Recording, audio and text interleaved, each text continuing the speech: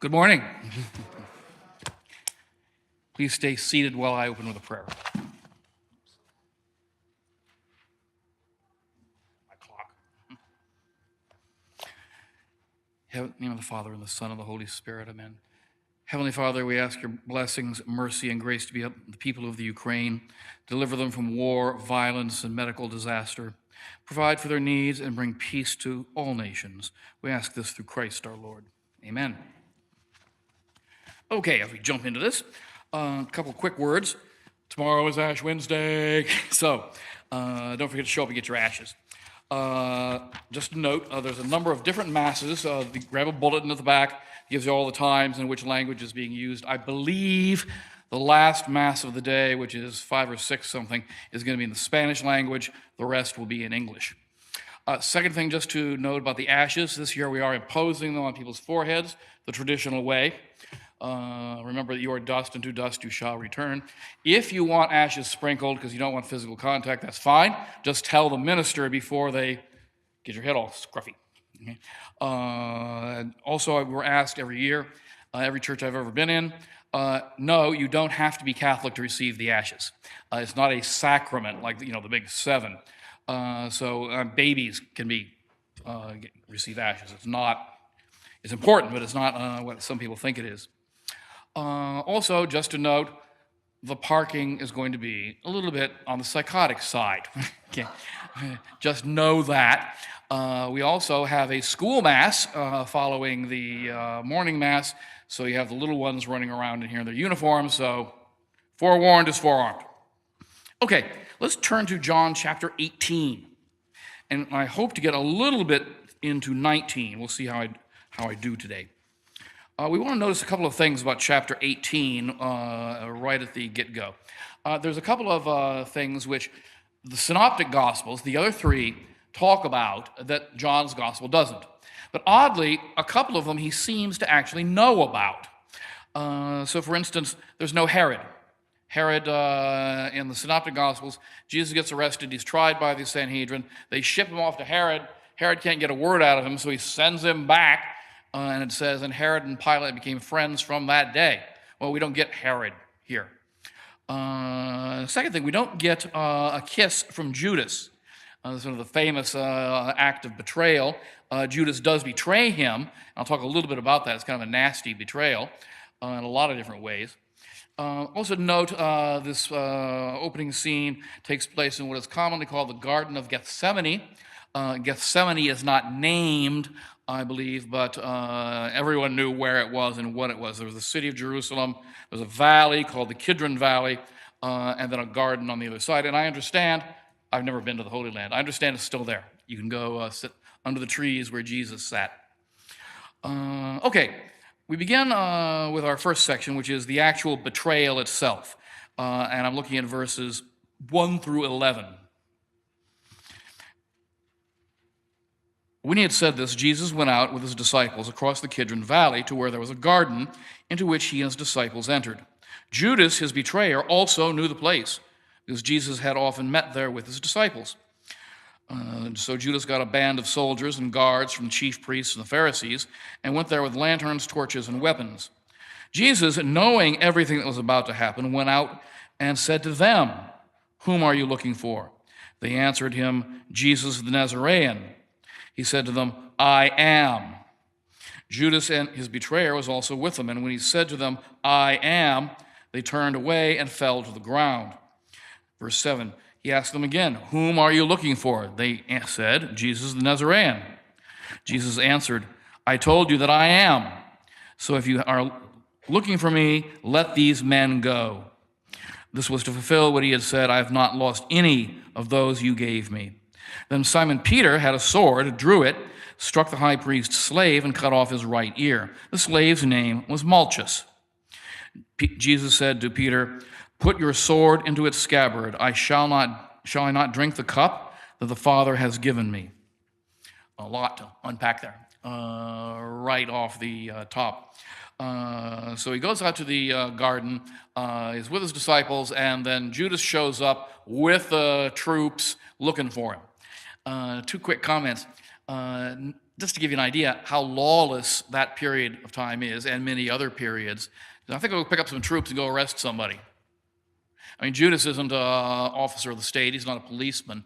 It was a rough and tumble world where you could just go hire a bunch of thugs. It's why people like Peter, notice, is wearing a sword, because that's just what you wear. It's like Wild West. Men always wore guns on their hips.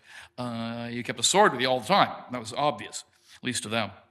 Obviously, we have in here several things, the I am statement. Again, Jesus said, I am. We've talked about that a number of times. But here it is again. Notice a couple of things here.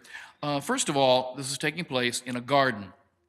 Now remember, a lot of stuff happens in gardens, doesn't it?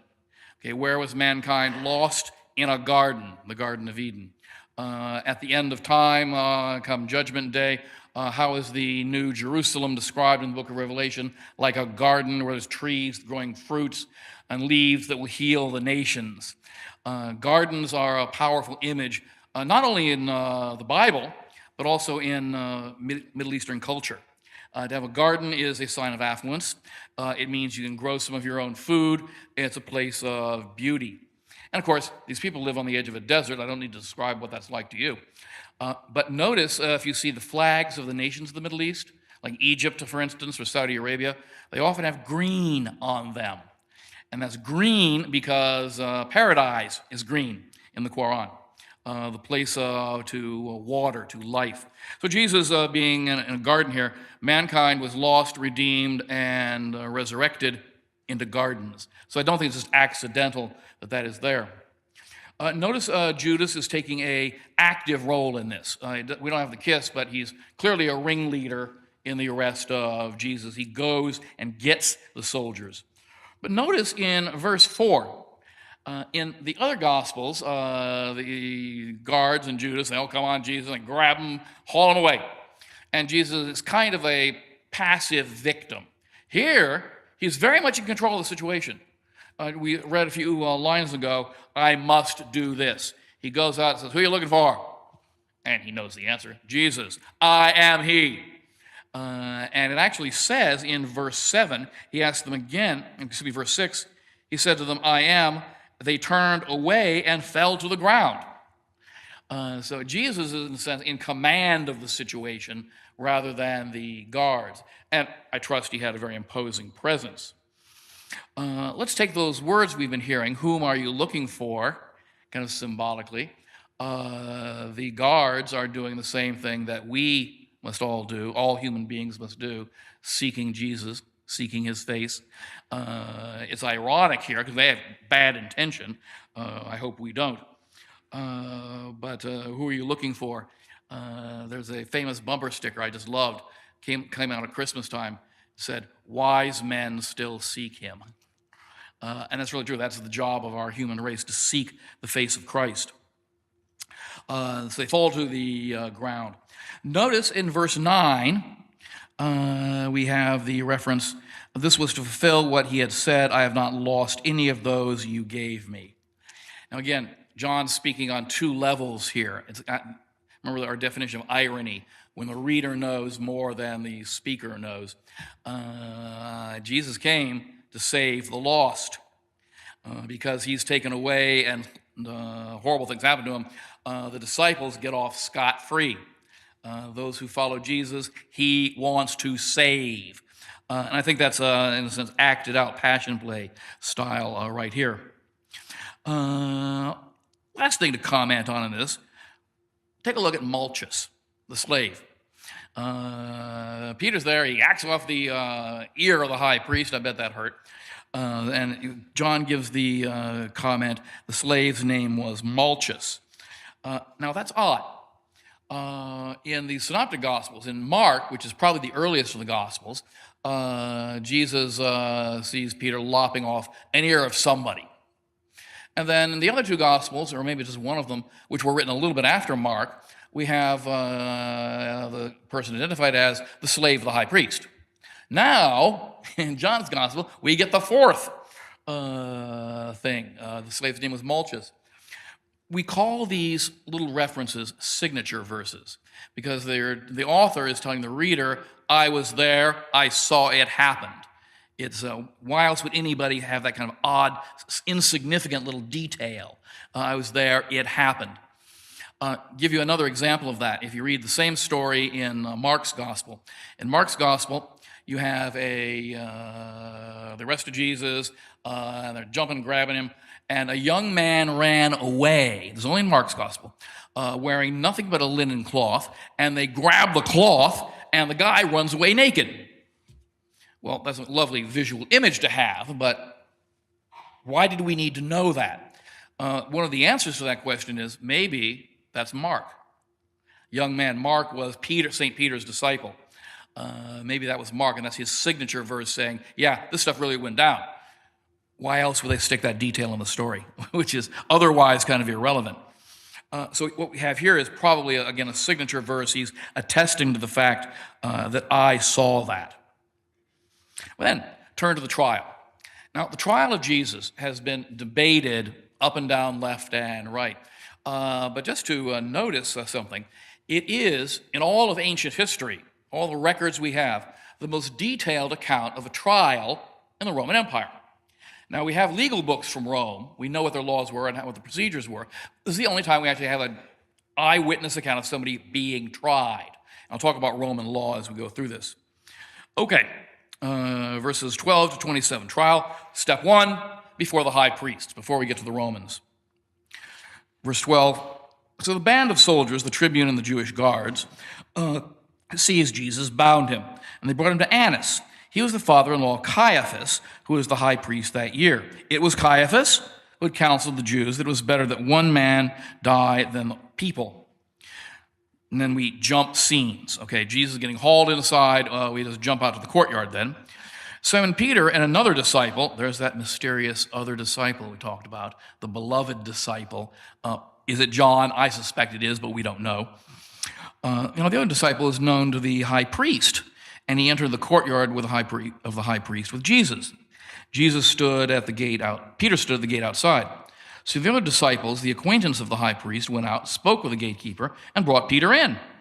Then the maid who was with the gatekeeper said to Peter, "Are you not one of this man's disciples, are you?" He said, "I am not." Now the slaves and the guards were standing around a charcoal fire they had made because it was cold. They were warming themselves. Peter was also standing there keeping warm. Desert gets kind of cold at night, so the charcoal fire. Let's go through these two halves right off the top. First section, we have the high priests. Now, notice, this is very unusual, there are two high priests, Annas and Caiaphas. And Annas is the father-in-law of Caiaphas. Now, the reason this is unusual, you're only supposed to have one high priest. As you know, in ancient Israel, the priests were one of the 12 tribes of Israel. What makes you a priest? Your father's a priest. End of issue. It was a hereditary priesthood.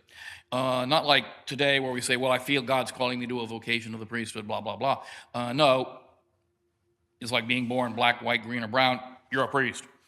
Furthermore, the senior family, the eldest son of the eldest son of the eldest son of the eldest son, it probably didn't actually work out that way literally, but they went through the motions of that, was to be the high priest who offered the most important sacrifices, who entered the Holy of Holies, and by this period of time was the de facto governor of the city of Jerusalem.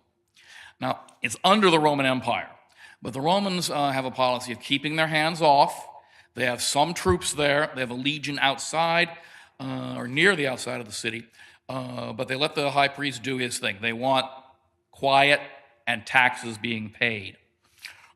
So the high priest is a de facto governor. However, Annas, we know from Josephus, more on him in a second. Josephus, an ancient writer, Annas had done something to annoy the living daylights out of Pontius Pilate. So Pilate just ordered him deposed. You're fired. Get out of here. And so Caiaphas, his son-in-law, became the high priest in his stead. So we see them both being referred to as the high priest. And what we think was happening there was, as you might suspect, Annas, the old man, was still calling the shots. The title might be resting on his son-in-law, but he's the boss man. And so we go to him first. He's the first key person. Notice we have two groups of people, the band of soldiers, the tribune, and the Jewish guards seized Jesus. The tribune is a military officer in the Roman world. He is a military man, but he is a representative of the Roman Senate. There were hundreds of these guys floating all the way around.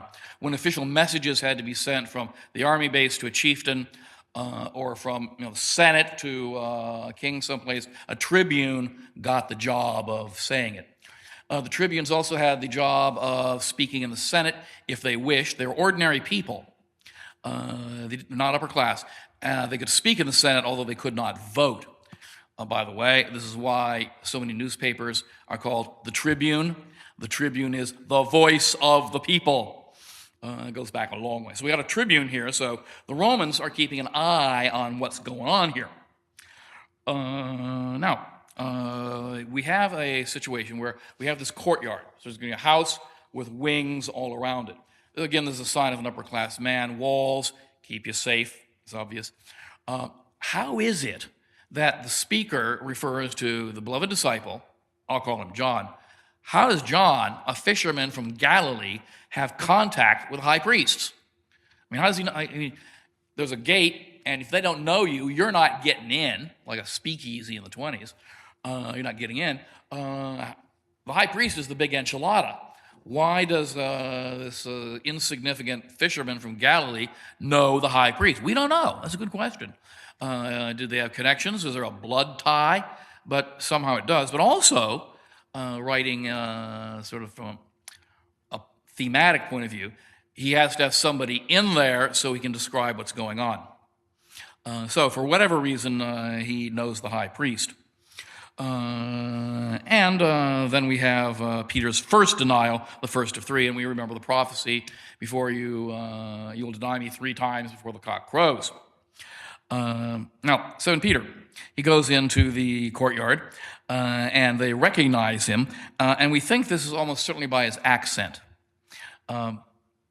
We don't make a big deal about accents in California because we've got people from all over the world. Let me tell you, if you're down south and you talk like me, you're an automatic Yankee. End of issue. They know who you are. You burn the South down. Okay? If you go to England, and I love the English, but they talk about accents all day long. They're obsessed with it. Because if you listen, I lived there 3 years, so I can do this, but if you listen to somebody, you can tell what part of the country he's from, and you can tell how upper class he is by how one of the upper class sounds like listen to the Queen, all right? You don't get much more upper class than that.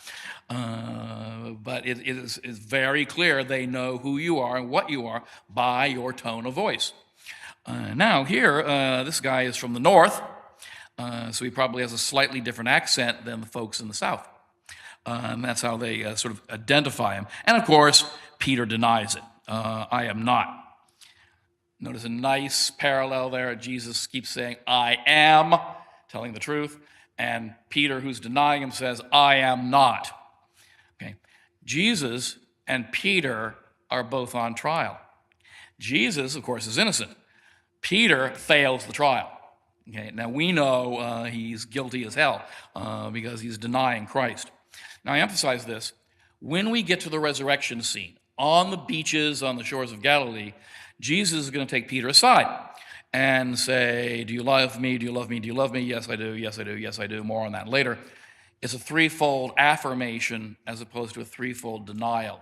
He is rehabilitating Peter. 3 denials, 3 affirmations. So keep this in mind.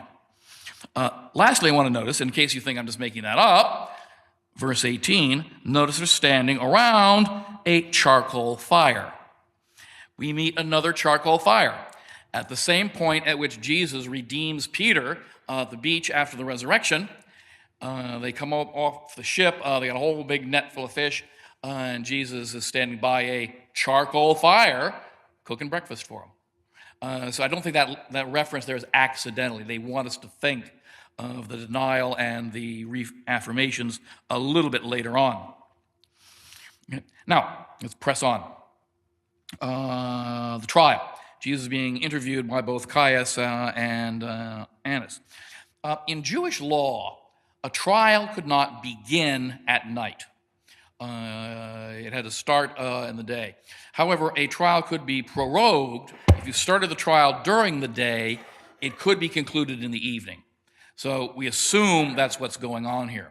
That's probably planned. They don't want everybody knowing what's going on. This is a delicate little political moment for the priests. It's hardly a fair trial. Notice in verse 22. We haven't gotten there yet. The high priest questioned Jesus about his disciples and about doctrine. Jesus answered him, I have spoken publicly to the world. I have always taught in the synagogue or the temple area where all the Jews gather. In secret I have done nothing. Why ask me? Ask those who heard me what I said to them. They know what I said. Then when he had said this, one of the temple guards standing there struck Jesus and said, is this any way the way you answer the high priest? Some of us were raised that way, by the way. One wrong word.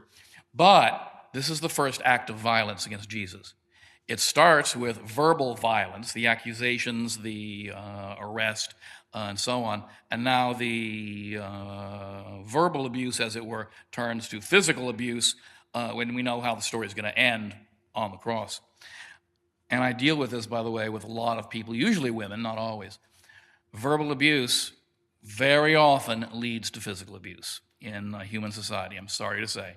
A husband who screams at his wife, she may be going through a lot more behind the scenes than you might be aware of. So it's one of those things we look for. But his first blow against Jesus. Jesus answered him, if I have spoken wrongly, testify to the wrong. If I have spoken rightly, why do you strike me? Jesus is keeping the law for trials. We know about Jewish trials too, because it's described in the book called the Mishnah. Jesus is keeping the rules. These other guys aren't. Unable to get any kind of information out of him, Annas sends him off to Caiaphas, the high priest, to press on. Okay. Verse 25. Now Simon Peter was standing there keeping warm, and they said to him, are you not one of his disciples? Are you? He denied it. And he said, I am not. One of the slaves of the high priest, a relative of the one whose ear Peter had cut off, didn't I see you in the garden with him? That's kind of awkward. You got the cousin of the guy's ear you hacked off looking at you. Uh-oh. You're a busted dude. And again, Peter denied it, and immediately the cock crowed. And by the way, my grandfather ran a farm. They really do crow at dawn. Okay, there's no question of alarm clocks on a farm. Those bloody birds. You know it's time to get up. But that also tells us what's going on. The trial has occurred through the night, and now dawn is coming. Dawn is coming. And this has become proverbial about, the cock crows, meaning you're going to hear something you don't want to hear. So notice this again when we get to the rehabilitation of Peter later on. Now, let's turn to the Roman side of things. That's our Jewish side of things, where the priest is both judge and jury. Let's turn to the trial before Pilate. I'll read a few of the verses. Then they brought Jesus from Caiaphas to the praetorium. It was morning, and they themselves did not enter the praetorium in order not to be defiled, so that they could eat the Passover. So Pilate came out to them and said, what charge do you bring against this man? They answered and said to him, if you were not a criminal, we would not have handed him over to you. Not much of an answer. I want to know what he's charged with. Well, he's a criminal. At this, Pilate said to them, take him yourselves and judge him according to your law. The Jews answered him, we do not have the right to execute anyone, in order that the words of Jesus might be fulfilled, indicating the kind of death that he should die. Now, in Roman law, Roman law applied only to Roman citizens. If you are not a Roman citizen, the government doesn't give a hang about you. Okay, that's just right off the top. Now you tick somebody off, there's trouble. Except if you betray the empire, give aid and comfort to the enemy. If you harm a Roman citizen in any way, or if you refuse to pay your taxes, then Rome gets involved. What the Romans liked to do was they would find whatever local authority existed in the lands they conquered, and they'd put them in charge as puppets. So I can lean on the emperor, I can lean on the chieftain, he leans on you.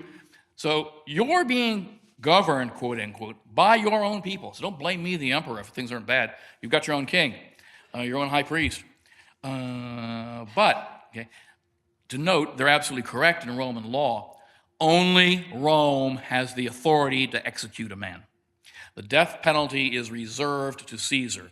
Now, they could be very generous in applying the death penalty. That's not a problem. But they don't have the legal authority to kill somebody because Caesar reserves that always to himself. The goal of all this is the Pax Romana. Our job is to keep the peace. So, if you want a death penalty, you got to go through Pilate and not through the high priest. They can't do it. To jump ahead, this is why Stephen gets stoned to death. An angry mob appears and they stones him and kills him in the book of Acts. Okay, it's mob violence. It's not a planned, tried trial like Jesus has. It's an angry mob, which can do just about anything. So, how does a Roman trial work? The answer is somebody has to have potestas, the power to hear a case.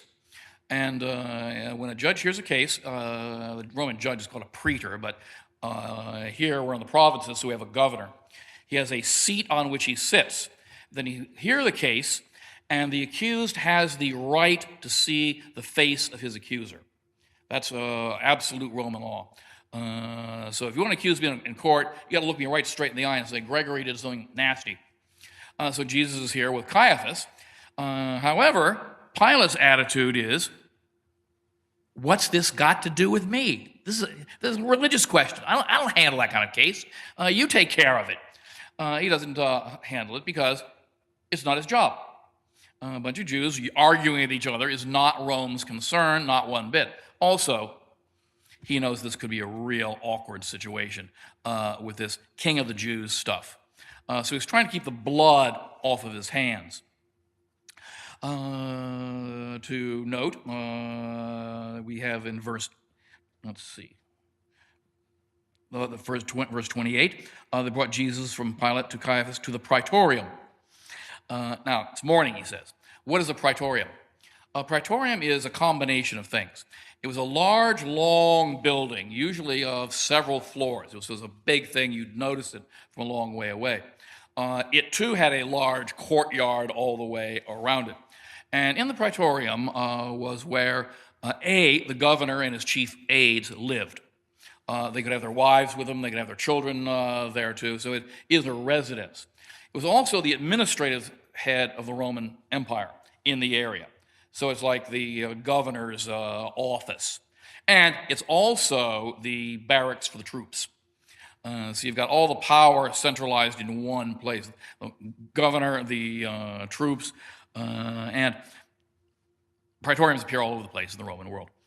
Okay, so there they are arguing with one another. Take him yourselves, judge him according to your law. The Jews answered him, we do not have the right to execute anyone, in order that the word of Jesus might be fulfilled, indicating the kind of death he would die. So Pilate went back again to the praetorium and summoned Jesus. You can imagine this guy's a busy bureaucrat. What's going on here? You, Jesus, come on now. And interviews Jesus. What charge do you bring against this man? Verse 33. Pilate went to the praetorium, summoned Jesus, and said to him, are you the king of the Jews? Jesus answered, do you say this on your own account, or have others told you about me? Pilate answered, I'm not a Jew, am I? Your own nation chief priests have handed over to me. What have you done? Well, we know the answer. He hasn't done anything wrong, except claim to be the Son of God. But notice this. He says, are you the king of the Jews? Now, if Jesus stands up and says, yeah, I'm the king of the Jews, that Pilate can charge him on, because that is an act of insurrection. I have a right to rule here, not you. Also, in the Greek of the New Testament, it uses the word for king, basileios. The Greek language has two words for king, and it matters a great deal which one you use. A basileios is a king who inherits his throne from his father or family. So maybe marrying the king's daughter might get you there, but the king is from a royal family. So the current monarchy of England would be a basileios monarchy. And then, equally valid, was a man who seized power by force. Okay, my army's here, I'm the new king. And such a man was called a tyrannus, one who seized power, where we get our word tyrant from. Now, I bet many of you in high school had to read the play Oedipus Rex. It's not a Latin play. It's Oedipus Tyrannus, one who has seized the throne by force. But if you read Oedipus, he's not a Tyrannus at all. He's a Basileus. They just don't know who he is. Here, Jesus is referred to as a king. Well, God is the king, and he is God's son. The fact that they use Basileus rather than somebody trying to seize the throne by force, I think is quite interesting. Pilate, meanwhile, what have you done? Verse 36, Jesus answered, my kingdom does not belong to this world. If my kingdom did belong to this world, my attendants would be fighting to keep me from being handed over to the Jews. But as it is, my kingdom is not here. So Pilate answered him, then you are a king. Jesus answered, you say that I am a king. For this I was born, and for this I came into the world, to testify to the truth. Everyone who belongs to the truth listens to my voice. Verse 38, Pilate said to him, what is truth? What is truth? Say something about that in a second. This discussion about kingship. Notice what Jesus is saying here about his rule. Jesus is not a king in the earthly sense of the word. Throne, crown, armies at his command, harem of wives, troops, money, the whole nine yards. His kingship is not of this world. It is a spiritual kingship. It is a kingship of the acts of God. So you say I'm a king. Actually, he's a hell of a lot more than a king. Okay. He has no idea. Pilate has no idea what kind of king he's got right here in front of him. And I think that's an interesting point. Some of you, when you were teenagers, maybe you saw the movie Jesus Christ Superstar. And I loved that when I was a kid. Played it all the time. Big LP records.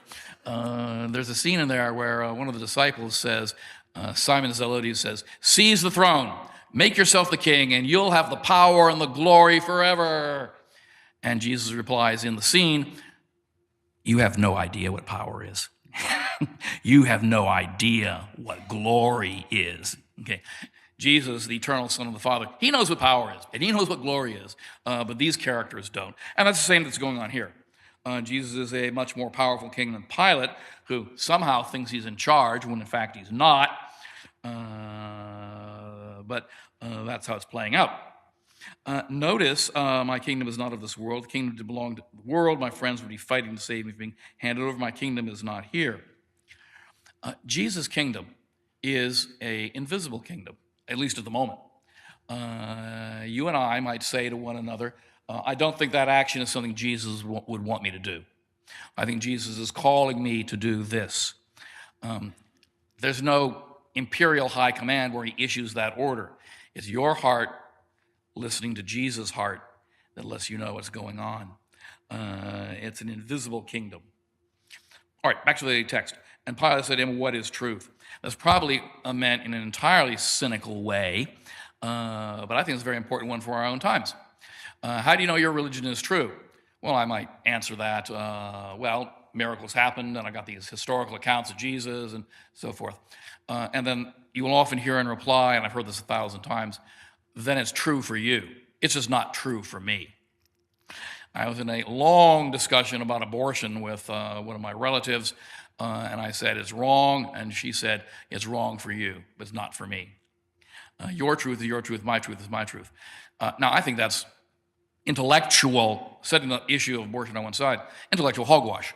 If something's true, it's true for you and it's true for me.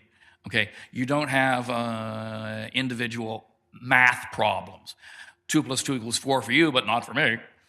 If something actually happened, it actually happened. There is such a thing as reality.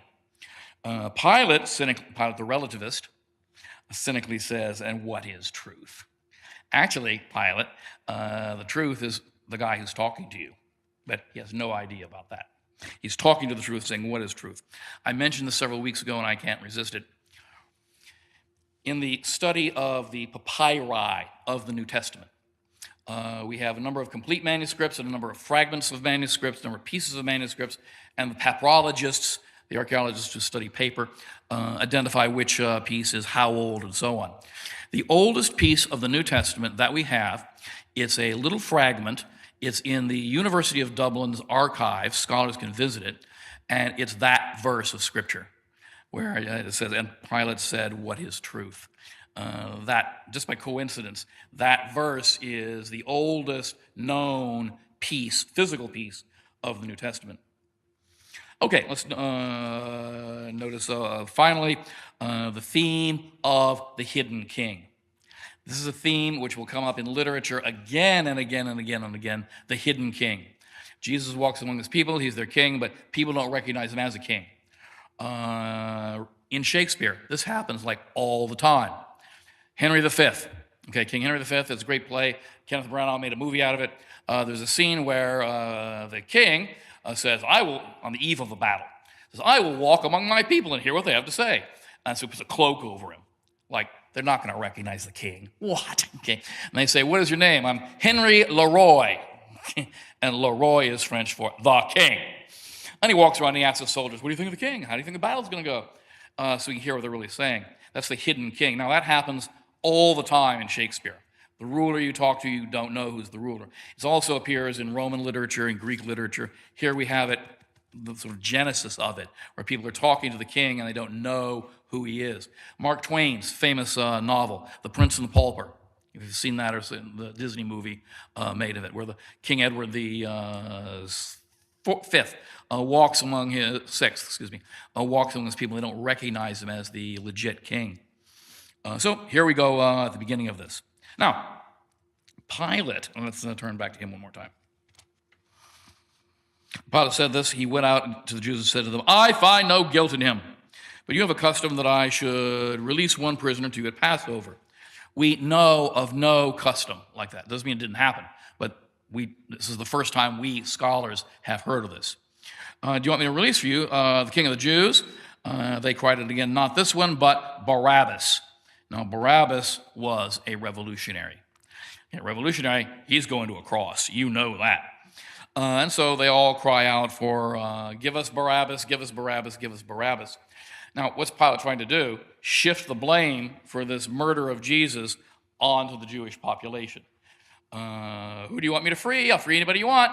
They call for Barabbas, and Barabbas gets off. You've seen the movie, The Passion of the Christ. There's a great scene where this happens. And Barabbas, who's pretty filthy and dirty, looks up. There's a big grin on his face and just proudly marches right off the scene like a cosmic smartass. But it's a great scene. Now, Barabbas, there's a lot of ink on this one too. I don't agree with this interpretation, but very good scholars have argued it. The word bar means son of in Hebrew. So I would be Gregory bar Robert. It's like Mac is in Scottish Gaelic, or O is in Irish Gaelic. To be a bar was to be the son. There's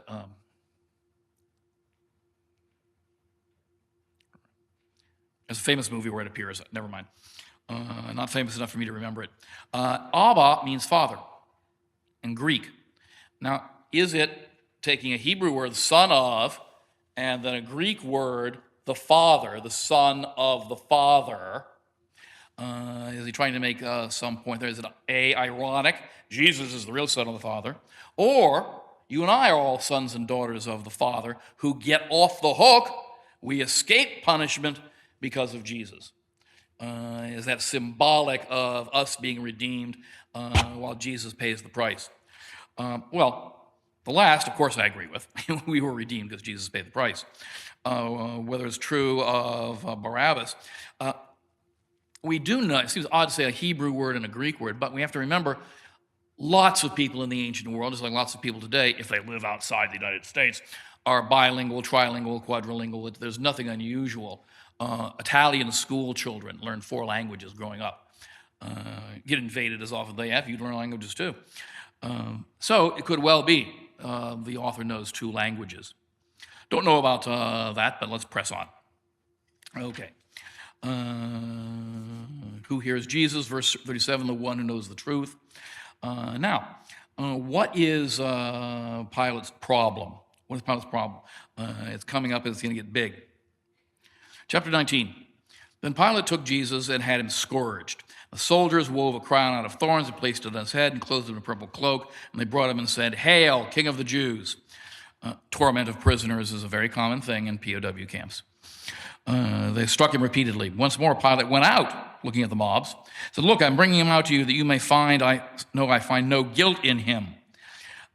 So Jesus came out wearing the crown of thorns and the purple cloak, and he said to them, "Behold the man." Then the chief priests and the guards saw him and cried out, "Crucify him, crucify him." Now, what's going on here? It's a much longer story. First of all, just to give you an artistic reference, you'll find many paintings which carry this theme of Ecce Homo, behold the man. There's a famous one by some Italian artist, Ecce Homo, behold the man, where Pilate points to Jesus there in front of the crowds. But something more is going on here. At the time this takes place, from 26 to 36 AD, is the administration of Pilate.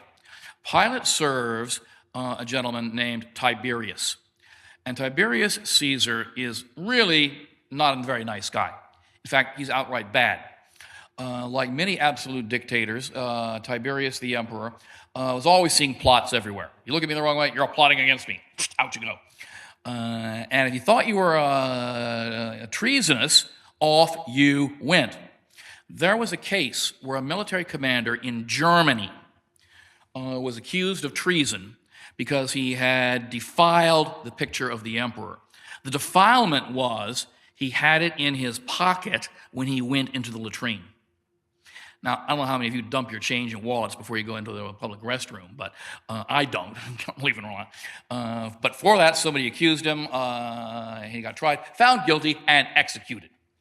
Pilate knows he's playing for high stakes. If the Jews contact the emperor, then Pilate could be in a very great deal of trouble. And that's why later on, when they start saying things like, everyone who makes himself, verse 12, Pilate tried to release him, but the Jews cried out, "If you release him, you are not a friend of Caesar. Everyone who makes himself a king opposes Caesar." When Pilate heard these words, he brought Jesus out and seated him on the judge's bench, a place called the Pavement, in Hebrew, Gabbatha.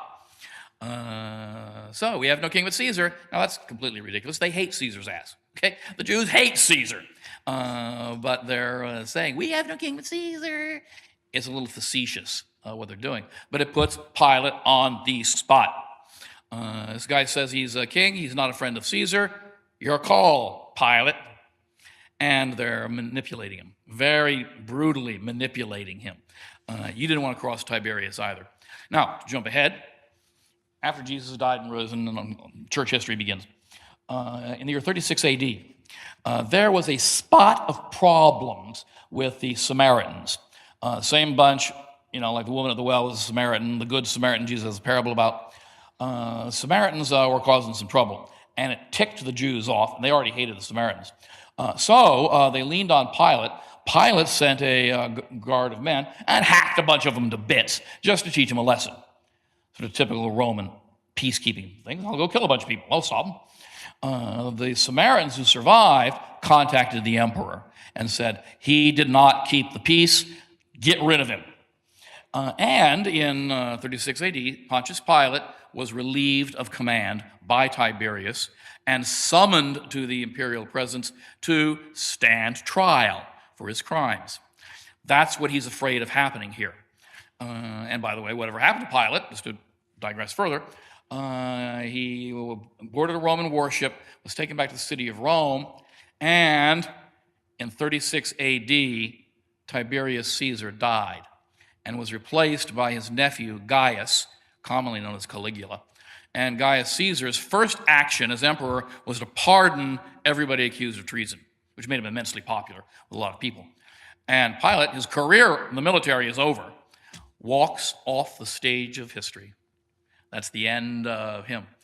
Legend I love this. Legend says he went to the province of Helvetica, which is Switzerland, and the legend says he can be seen to this day, walking up and down the hills, washing his hands again and again and again and again, because that blood stain isn't coming out.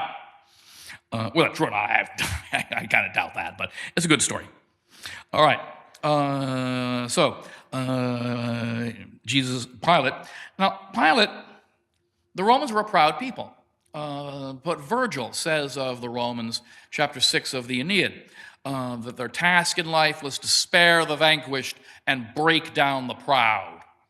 Pilate, he's a Roman. He doesn't want to find an innocent man guilty. However, if he doesn't, he's got some real problems. And so, verse 13, when Pilate heard these words, he brought Jesus out, seated him on the judge's bench in a place called the Stone Pavement, in Hebrew Gabbatha. It was a preparation day for the Passover. It was about noon. And he said to the Jews, again, Eche homo, behold your king. They all cried out, away with him, crucify him, crucify him. Shall I crucify your king? High priest answered, we have no king but Caesar. Verse 16, he breaks and hands him over to be crucified.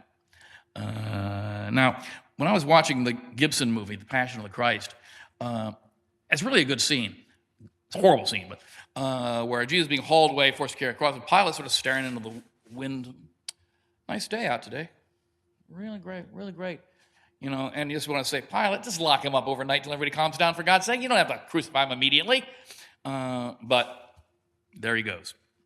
He wants to be crucified. Now, what's going on here? Notice several things.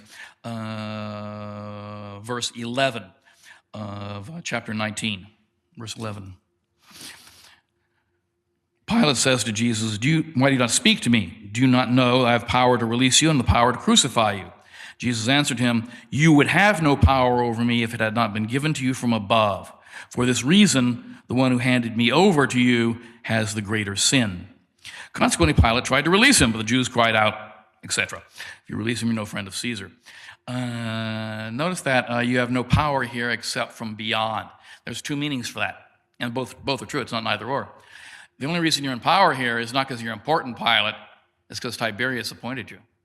Okay? The emperor appoints the governors. Okay, I have the power to release you. I have the power to crucify you. No, you don't. You've got borrowed power. It's only from the emperor. On the other hand, it has a larger significance.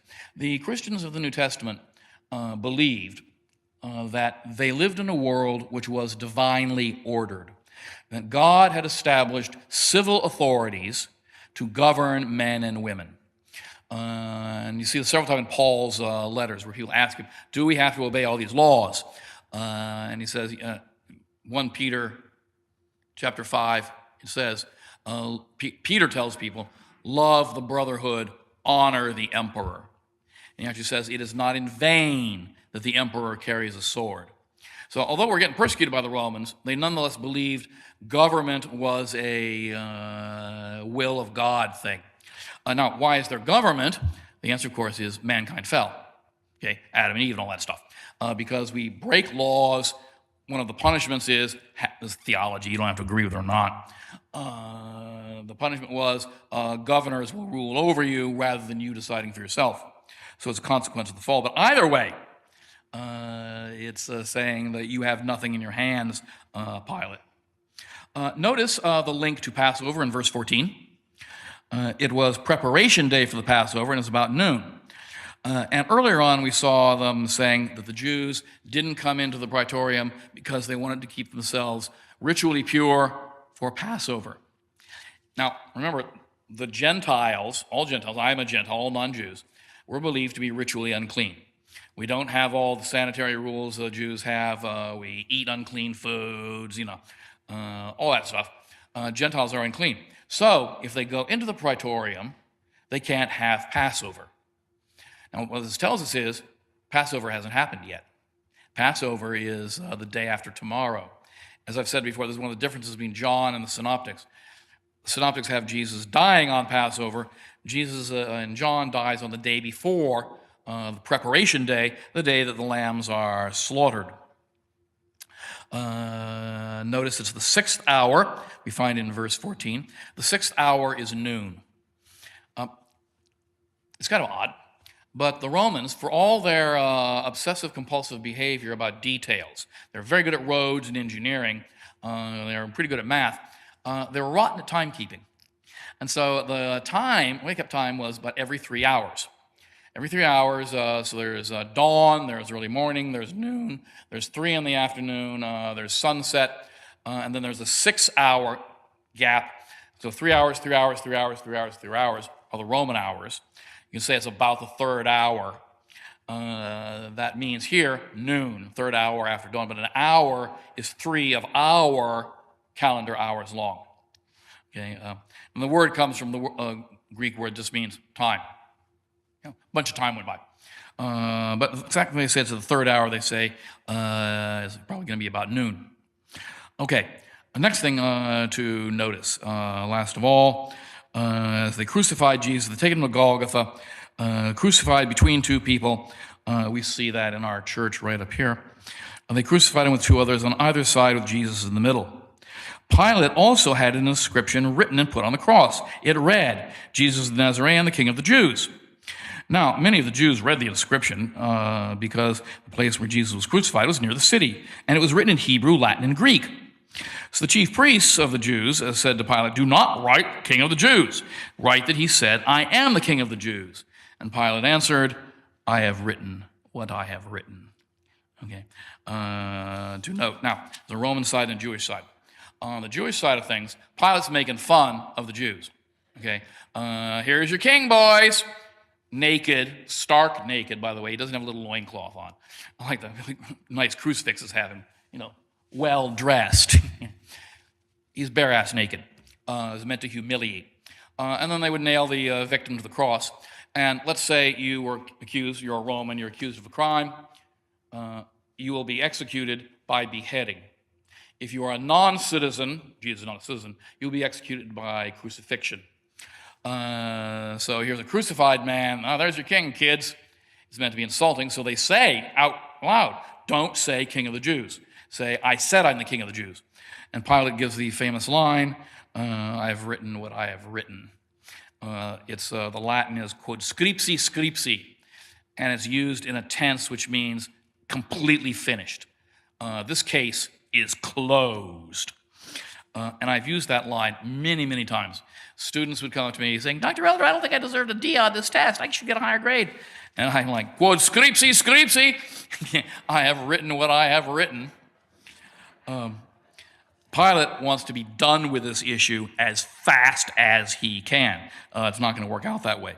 Now, on the Roman side of this, of course, whenever you went to a Roman city, there was going to be a row of crosses outside the main city gate. You did it outside the city because blood renders places ritually unclean, but also they then left the body on the cross after it was crucified with a title over his head, which you did. So if you were to walk up to, Palm Desert, and see somebody crucified up there on the highway, and it would say, drunken chariot driving, or whatever your crime is. By God, you'd obey the laws when you went into a city like that. 2 or 3 shoplifters nailed up high, waiting to die. It made a point. The Romans were real subtle about that kind of thing.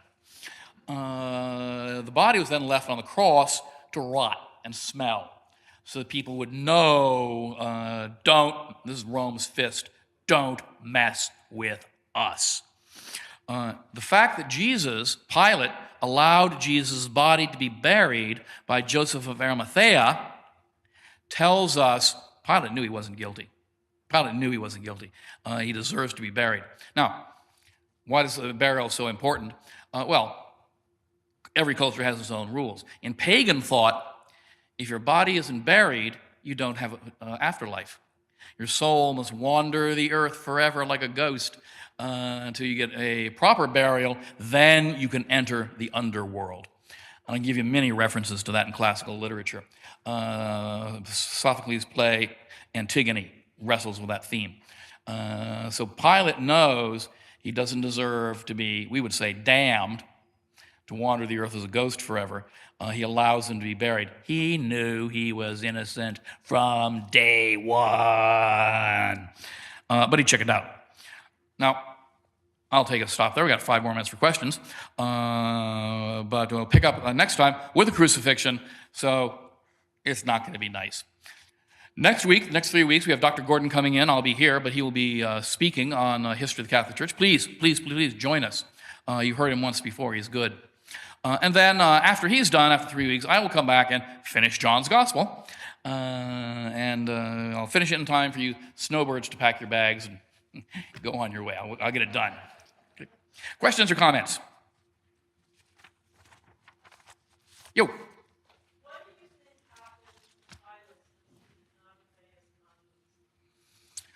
Well, he grew old and died, The question was, what happened to Pilate? This didn't obey his conscience. I can only say I sure wouldn't want to go before the judgment seat of God with that crime on my records. If you've read Dante's Inferno, which is the guided tour of hell, Dante puts Pilate in a very low place in the Inferno. But we don't know what happened to him. In the afterlife, we certainly don't know what happened to him. But I bet it's not good. Yo.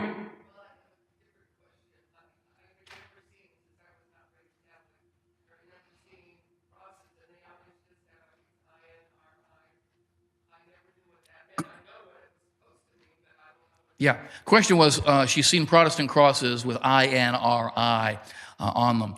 Jesus Nazarenus Rex Iudarum, which means it's an abbreviation of the Latin phrase, Jesus, King of the Jews. Jesus of Nazareth, King of the Jews. Now, artists have shortened that down. On the original papyrus placard that they stuck up there, it would have said the words without abbreviations. But it's Jesus of Nazareth, King of the Jews. Latin doesn't have a J. It's a 25-letter alphabet. So it's Jesus Nazarenus Rex Iudarum. No J's. That's a Renaissance thing. Questions? Yo.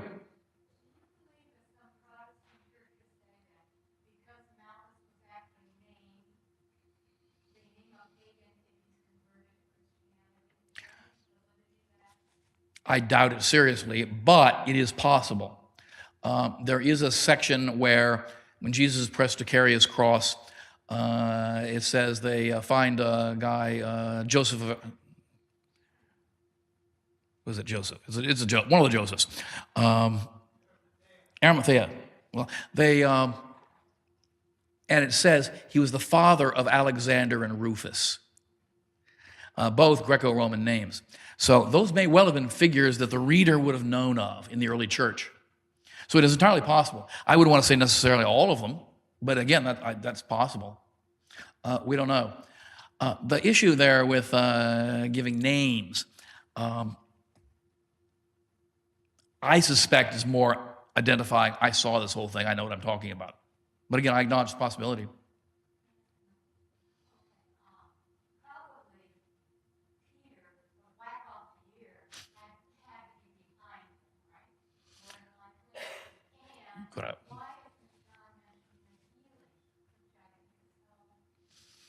We don't know. John clearly wants to tie it to some dude named Malchus. He doesn't care whether the guys get healed or not. And the other one is Jesus reaches out and heals him, which is kind of a dramatic thing. Even in his betrayal, he's still compassionate and merciful. We don't know what John's agenda there is. Just to leave you with this, you can probably still find it in used bookstores. If you find a book by a man named David Kossoff, called The Book of Witnesses. It's a great book. And what Kossoff does is he goes through all these characters like Malchus and Barabbas, and it's fictional, but they tell their story. The strangest thing happened in Jerusalem last week. Let me tell you about it. And then they recount their version of things. All the servant boys and girls, all the slaves in his book. And it's just chapter after chapter, one-page chapters of hypothetical, and he writes very well, he's a good storyteller, saying, here's what I saw happen. Oh, sure.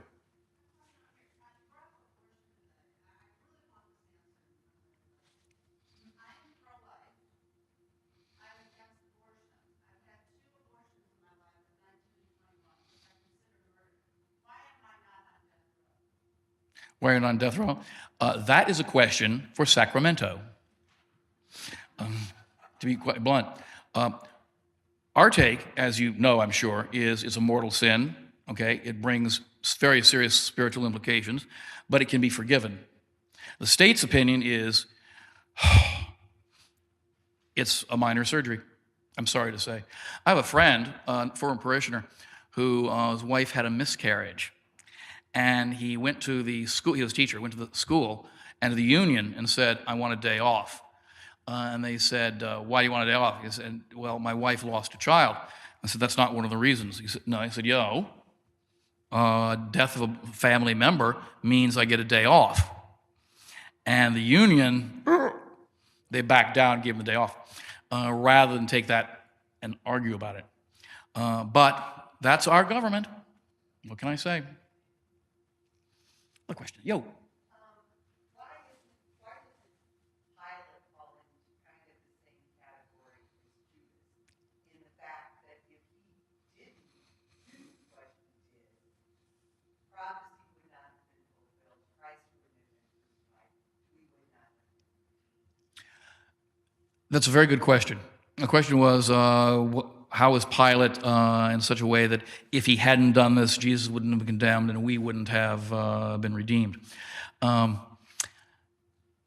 The answer which the church fathers give is that because Jesus was a mortal man, in addition to being God, he was going to die one of these days.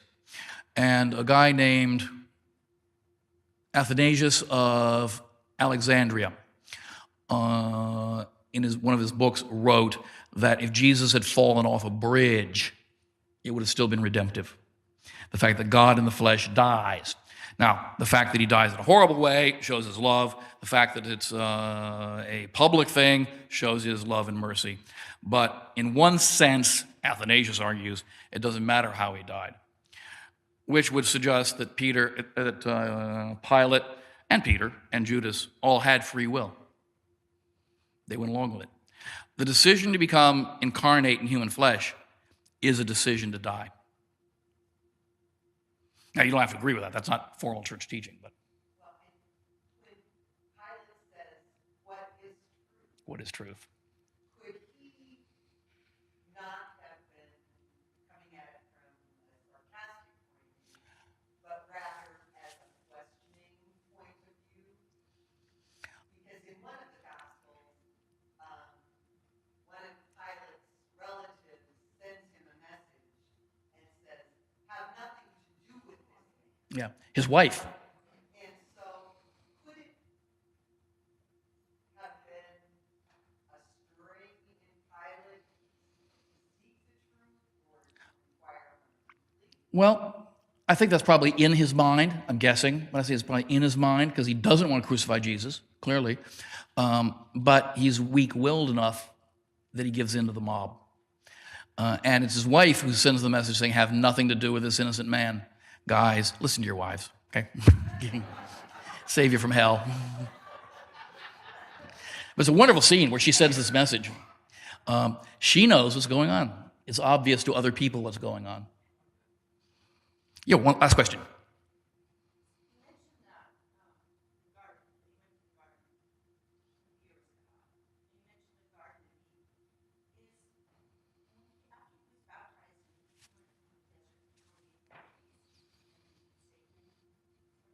You'll hear all about that on Sunday.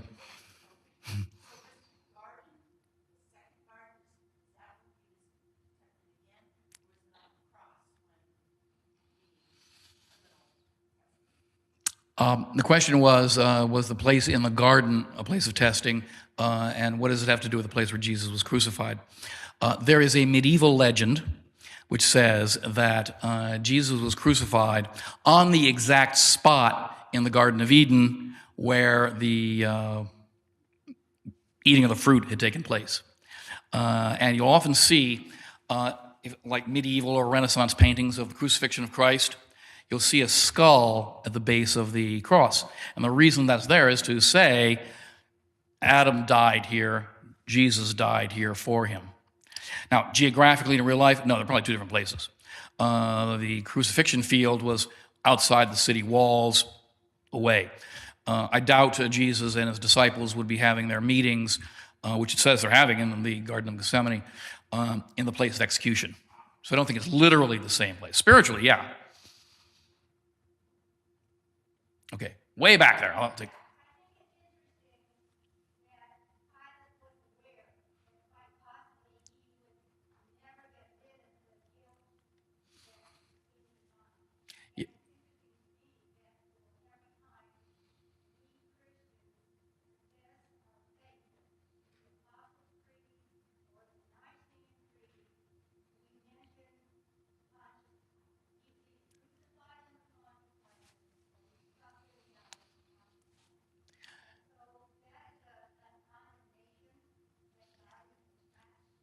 The question, as I understand it, is the significance of Pilate, that he keeps getting mentioned in things like the Creed so often. Here's the thing. He's sometimes called the most famous politician who ever lived. He had Jesus crucified because it's recited every day in every rosary. In the Creed, that's put in there because they want to make it clear that Jesus was killed and not let off the hook, which there are rumors about all over the place. The Muslims, by the way, Islam believes he got off the cross and didn't die there. So I think the locating it in time and space. Most savior religions, like the cult of Adonis, the cult of Dionysus, the cult of Demeter, what happens, the saving actions, happened before time began, way in the pre-time. The Christians, on the other hand, no, this took place in a very defined period. They didn't have our dating system yet, but between 26 and 36 AD, bang, in that administration of that man. And that's why, like at the beginning of Luke's gospel, we see the same thing. Luke's gospel, Jesus is born when Augustus was Caesar, when Licinius was tetrarch of Abilene, it was like 5 different officials, because they want to locate it in time and space. I think also on a spiritual level, be careful of the desire for fame. Okay. Pilate's famous, all right, but not for something nice. Yo. Is the Garden of Eden, supposed to represent heaven? It has come to be heaven, symbolically speaking. In the writings of the church fathers, salvation is getting back to the garden.